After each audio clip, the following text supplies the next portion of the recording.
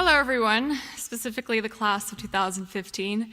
As your student council president, technically now your ex-student council president, it is my responsibility as part of ISD tradition to present the grade below us, the new 12th graders, with a challenge. The challenge is meant to be something that all of the new 12th graders can achieve and something that will help them develop as people in the way that student council always hopes to facilitate. I'm then supposed to pass on this challenge to Vivian, the new student council president for the class of 2016, so that she can accept it and ensure that her grade lives up to the challenge. So Vivian, here is a student council challenge for the class of 2016, and I think it's going to make a lot of parents happy. Basically, in the next year, the entire class of 2016 should try and get a job. And it's pretty simple, and it doesn't matter if it just lasts for a week or if they just get paid to write a single article. Your class should give themselves the opportunity to earn their own money.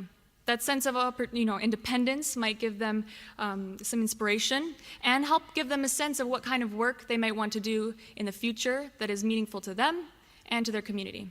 So thank you, Vivian. I hope you accept the challenge and that your class succeeds.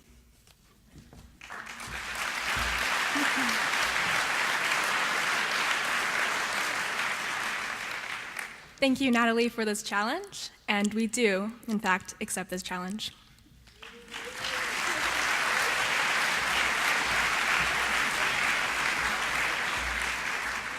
Certainly one of the more imaginative challenges, and the parents should love it, I think, yes.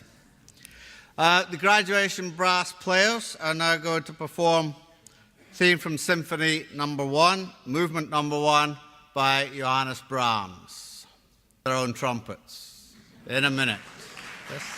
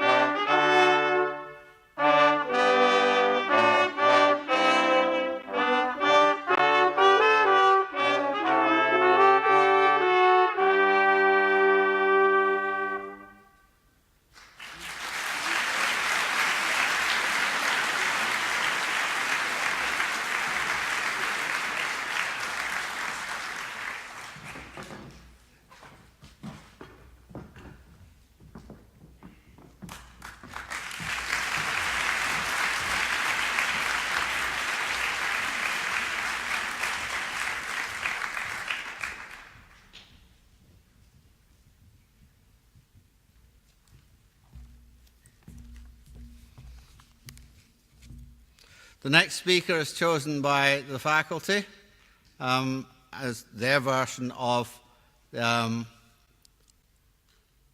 best of the best, the embodiment of the school's values, and a good representative of the class of 2015. So I'd like to call back to the stage Natalie Noguera.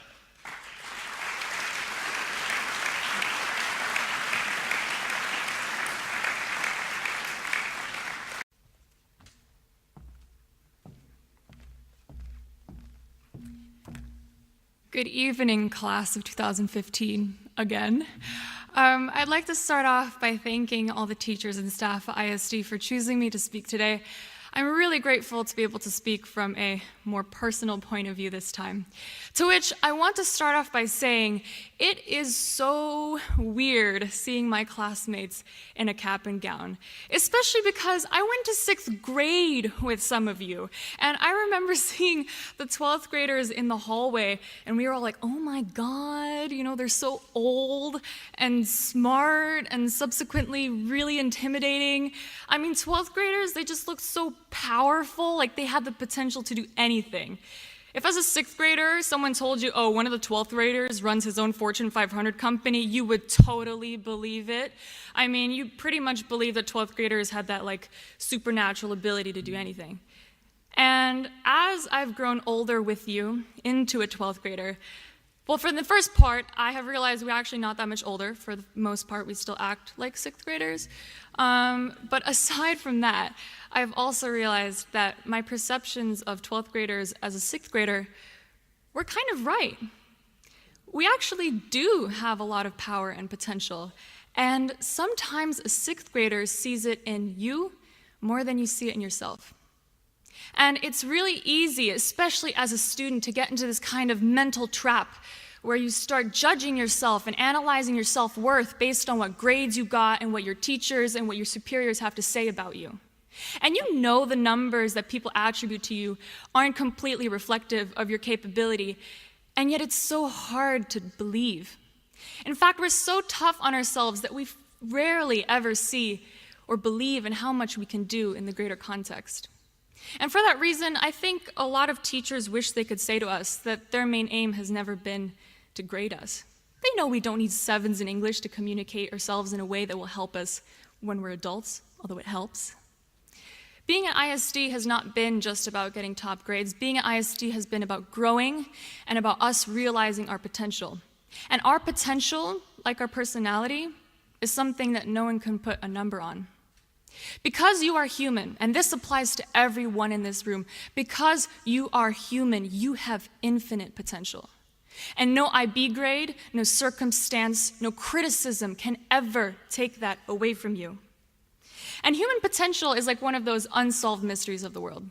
You look at those crazy successful people like Elon Musk, Angela Merkel, that girl Isha Carey, who invented a battery that charges phones in 20 seconds, and you ask yourself, how did they do it?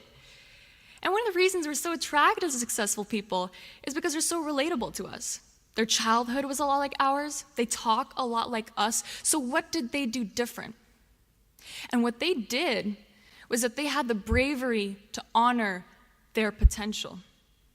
Elon Musk quit Stanford's graduate program in physics after 2 days. Mind you, this is a program that takes months to apply to, so that he could start his first company, Zip2.